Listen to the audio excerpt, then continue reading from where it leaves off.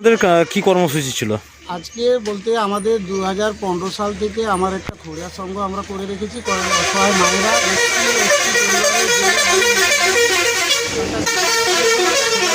যারা নিজেদের কায়িক শ্রম, নিজেদের আর্থিক শ্রম দিয়ে বিভিন্ন রকম কর্মসূচি করে থাকে।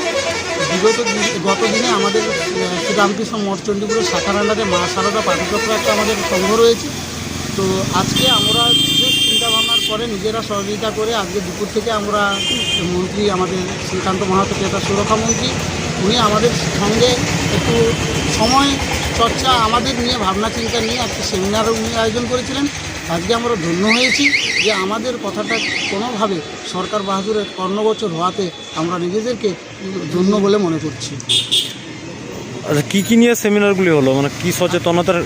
আজকে সমাচার হতে বিশেষ করে যেটা ছিল যে একটা পরিবারের মা যদি পরিবারের ভালো মা হতে পারেন, তার সন্তানকে আগামী দিনে চিন্তাভাবনা করতে হবে না এবং সেই মাকে সঠিক পথ দিশা দেখালে পর যেটা সরকার করে থাকছেন সেটাকে সঠিক জায়গায় রূপায়িত করার জন্য এই সংঘ দিয়ে ট্রেনিং দিয়ে যাতে সমাজে আরও শিক্ষিত ছেলেরা যারা এই সংঘেরই দায়িত্ব নিয়ে যারা আজকে অক্লান্ত পরিশ্রম দিয়ে করছে, আমরা আর্থিকভাবে পিছিয়ে আমরা নিজেরা চাঁদা তুলে করি এইসব জিনিস, কিন্তু আমাদের কোনোভাবে কেউ সহযোগিতার হাত বাড়ায় না। তো আমাদের সেই লক্ষ্যটাকে পূরণ করার জন্য উনি একটা ট্রেনিংয়ের ব্যবস্থা করবেন আগামী দিনে এবং সবসময় আমাদের পাশে সহযোগিতার হাত বাড়াবেন, এইটুকু বার্তা আজকে পেয়েছি। এতে আমরা ধন্য এবং কৃতজ্ঞ। আপনার নাম? আমার নাম গৌতম কুমার নায়ক, পালপাড়া ডক্টর বি.আর. আম্বেদকর খড়িয়া সংঘের সভাপতি।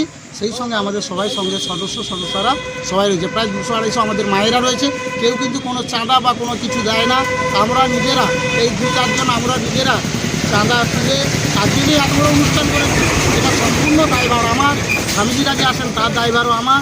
এখানে যদি কোনো কিছু মেডিকেল ক্যাম্পও করি তার দায়ভার। কোনোভাবে আমরা কোথাও থেকে কোনো আর্থিকভাবে কোনো কিছু পেয়ে থাকি না বা কেউ আমাদের সহযোগিতা করে না।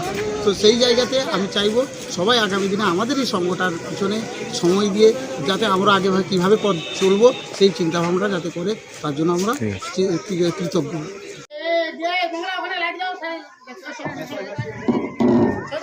হ্যাঁ হ্যাঁ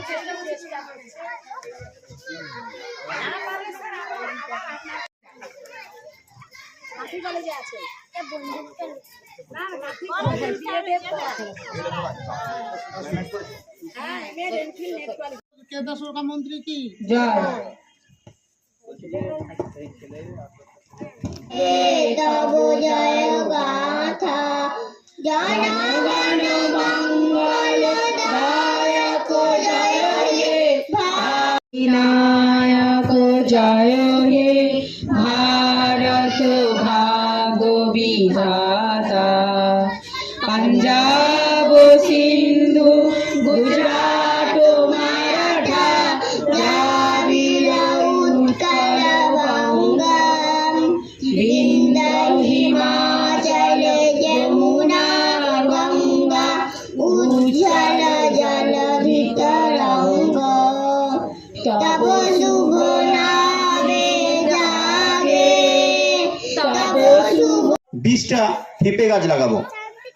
আমরা যদি মনে করি আমরা 10টা কাঁঠাল গাছ লাগাবো এবং 10টা কাঁঠাল গাছ থেকে 1 কুইন্টাল 2 কুইন্টাল করে হলে আমরা সেটাকে বাণিজ্যিক, এবং তারপরে যখন ধীরে ধীরে একটু বড় হয় তখন আরেকটু বড় বড় জিনিস বাবার সাথে শিখে, কেমন করে বাড়িতে সবজি লাগাচ্ছে, কেমন করে বাড়িতে আনাজ লাগাচ্ছে, কেমন করে ধান লাগাচ্ছে, কেমন করে ধান কাটছে।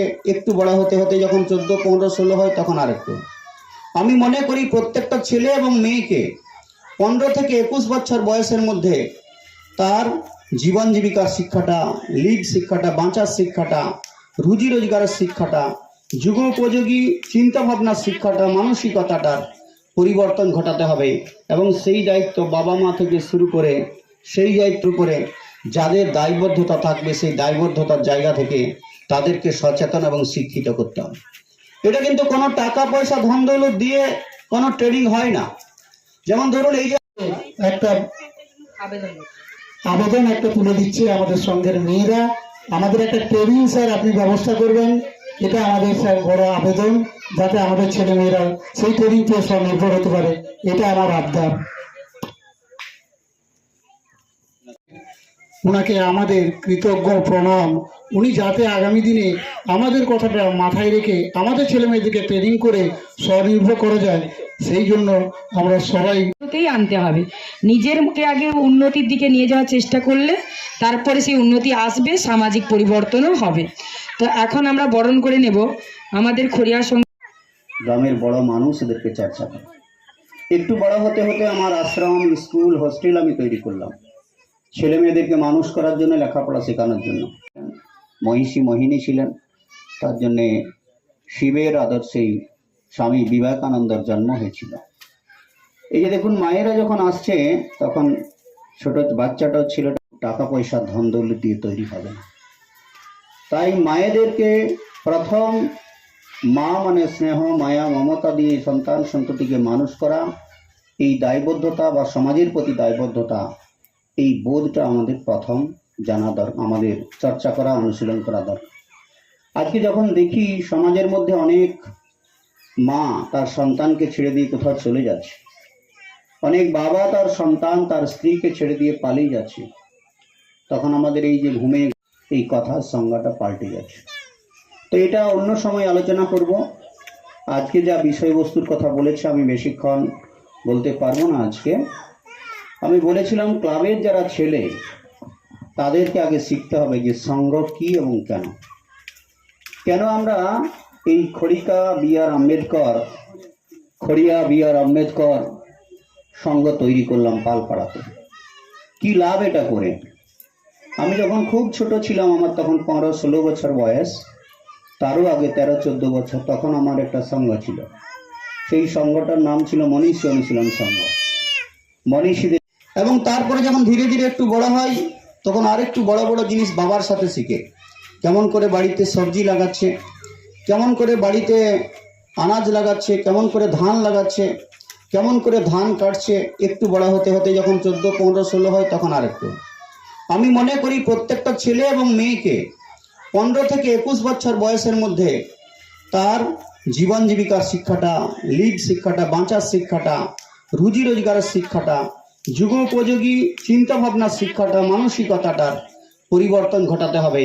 এবং সেই দায়িত্ব বাবা মা থেকে শুরু করে, সেই দায়িত্ব করে যাদের দায়বদ্ধতা থাকবে, সেই দায়বদ্ধতার জায়গা থেকে তাদেরকে সচেতন এবং শিক্ষিত করতে হবে।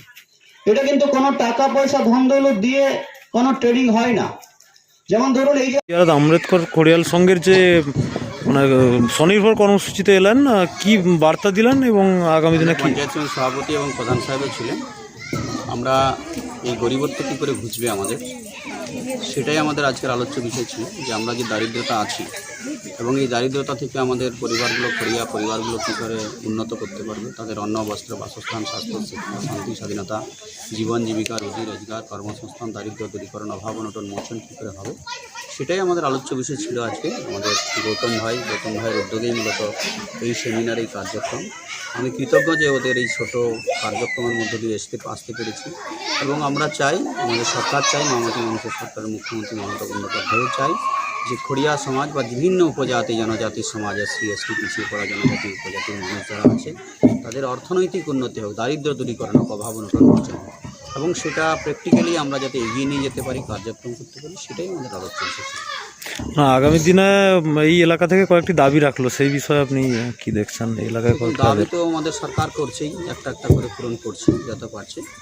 আমিও এটা আমাদের গন্তব্যস্থলে পৌঁছে দেবো যাতে এই সমস্ত কার্যক্রমগুলো পূরণ হয়, এটা একটা দিক। দ্বিতীয় দিক হচ্ছে যে কোনো দাবি যেগুলো বললেই করে দিলেই সমাজের উন্নতি হয়ে যাবে এমন কোনো ব্যাপার নেই, সেগুলো করতে হবে। কিন্তু বেসিক্যালি আমাদের দারিদ্রতাটা ঘোচাতে হবে, গরিবত্বটা ঘোচাতে হবে, অভাব অনটনটাও ঘোচাতে হবে। প্রত্যেক পরিবারের মিনিমাম রোজগার যেন 15-20,000, 30,000 টাকা হয়, 10,000 থেকে 30,000 টাকা যায়, ধীরে ধীরে উন্নত হয়। সেই পদ্ধতিতে আমরা পরিবারের মূল উপার্জনকারী ব্যক্তি যারা 18 থেকে 40-50-এর মধ্যে বয়স, হাজব্যান্ড ওয়াইফ, ছেলেমেয়েরা যারা আছে, তাদেরকে আমরা এই শিক্ষায় শিক্ষিত করতে চাই যে তোমাকে বাবু রোজগার করতে হবে, দারিদ্র দূর করতে হবে, অভাব অনটন মোচন করতে হবে।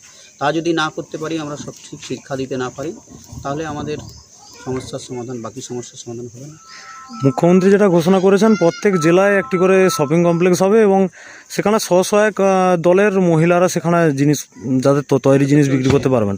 হ্যাঁ, মানে এই কি MSME তরফ থেকে মুখ্যমন্ত্রী 11-12 সাল থেকে যখন থেকে সরকারে এসেছে সমস্ত স্বনির্ভর দলকে ফ্রি লোন দেওয়া, উইদাউট ইন্টারেস্টে লোন দেওয়া, আমাদের প্রত্যেকটা পরিবার যাতে অর্থনৈতিকভাবে স্বাবলম্বী হয় তার কাজকর্ম করা, এটা আমাদের ধারাবাহিক চলছে। এবং স্বসহায়ক দলের যে সমস্ত উৎপাদন করবে তা বিক্রি বাটার হাট তৈরি করা, মার্কেট তৈরি করা, এটা আমাদের সরকার বহু রকমভাবে করছে। সব দপ্তরে আমরা কনজিউমার অ্যাফেয়ার্স থেকেও করি, এমএসএমই সেক্টরও করছে, স্বনির্ভর গোষ্ঠীর তরফ থেকেও করছে।